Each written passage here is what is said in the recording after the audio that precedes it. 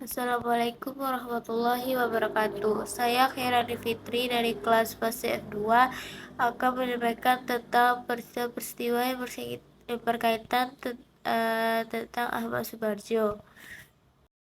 Raden Ahmad Subarjo Jojo di Surjo lahir pada tanggal 23 Maret 1896 di Teluk Jambe, Karawang, Jawa Barat. Sewaktu kecil, Ahmad Subarjo diberi nama Teuku Abdul Manaf oleh kedua orang tuanya. Namun Raden Mas Said yang merupakan rekan ayahnya mengusulkan agar dirinya dinamakan dengan nama Jawa yaitu Subarjo.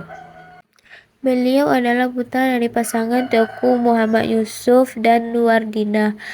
Sang ibu adalah putri dari camat di Telukanggung, Cirebon, keturunan Jawa Bugis yang berasal dari Jawa Tengah.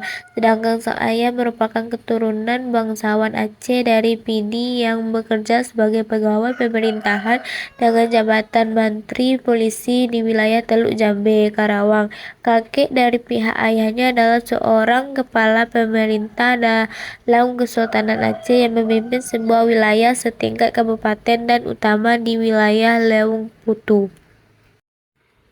Ahmad Subarjo memulai pendidikannya di ELS di Kuitang, namun beliau kemudian pindah ke ELS di Pasar Baru. Setelah lulus, Subarjo kemudian melanjutkan sekolahnya di Prince Hendrik School, tetapi tak lama kemudian pindah ke ABS Koning Willem III di Solembang, Jakarta, dan berhasil menyelesaikan pendidikan tersebut pada tahun 1917.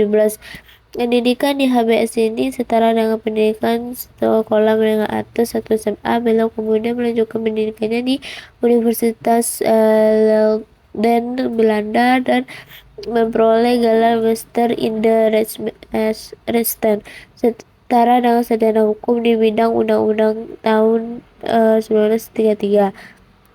Kala itu ayah Subarjo memiliki status sebagai penjabat pemerintah kolonial, maka beliau memiliki hak menempuh pendidikan di sekolah Belanda. Namun karena pada saat itu di Karawang masih belum ada sekolah Belanda, maka orang tua Subarjo mengirim anak-anaknya ke Batavia untuk bersekolah.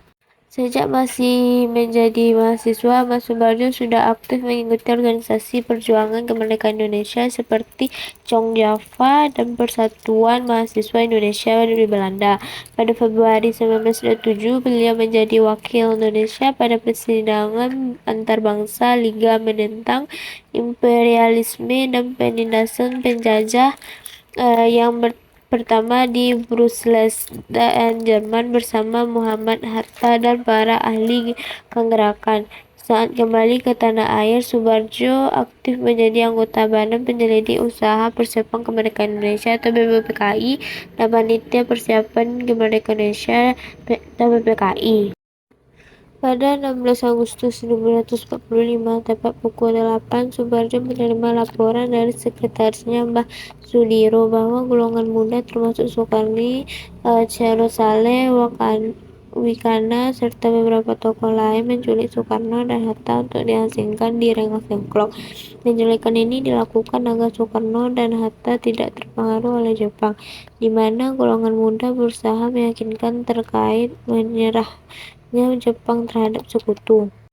Ahmad Subarjo setuju untuk memproklamasikan kemerdekaan Indonesia di Jakarta. Beliau pun diantar ke Rengas Dengklok untuk meyakinkan para golongan muda untuk tidak terburu-buru dalam memproklamasikan kemerdekaan Indonesia. Bahkan ia juga memberikan jaminan taruhan nyawa bahwa proklamasi kemerdekaan Indonesia akan dikumandangkan pada 17 Agustus 1945 pukul 10 dengan jaminan tersebut. Komandan Peta Rengas Dengklok, Cudanco Subeno akhirnya melepaskan Soekarno dan Hatta. Setelah kembali ke Jakarta, Soekarno, Hatta, Ahmad Subarjo, DR Buntaran, Martomojo, Sayuti Malik, Iwakusuma, Sumantri beserta rombongan dari Rengas Dengklok berkumpul di rumah Laksmana Meda.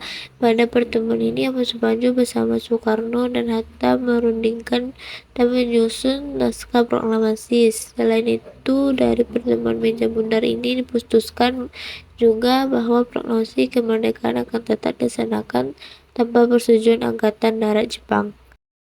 Suatu hari setelah peristiwa kemerdekaan, tepatnya tanggal 18 Agustus 1945, Soeharto dilantik menjadi Menteri Luar Negeri Republik Indonesia pertama untuk mengisi kabinet presidensial yang dipimpin oleh Soekarno sebagai presiden dan Muhammad Hatta selaku wakil presiden. Namun jabatan beliau sebagai Menteri Luar Negeri Republik Indonesia hanya berlangsung hingga 14 Februari 1945. Tugasnya kemudian dilanjutkan oleh Sultan Syahrir yang merupakan Perdana Menteri pertama Republik Indonesia. Soeharto kembali menjabat menjadi Menteri Luar Negeri Republik Indonesia pada periode 1951 sampai 1952. Kemudian di antara tahun 1957 sampai 1961, Soeharto menjadi Duta Besar Republik Indonesia di Swiss. Dalam bidang pendidikan, Soeharto adalah seorang profesor dalam bidang sejarah, perlembagaan, dan diplomasi Republik Indonesia di Fakultas Kesusastraan Universitas Indonesia. Terima kasih.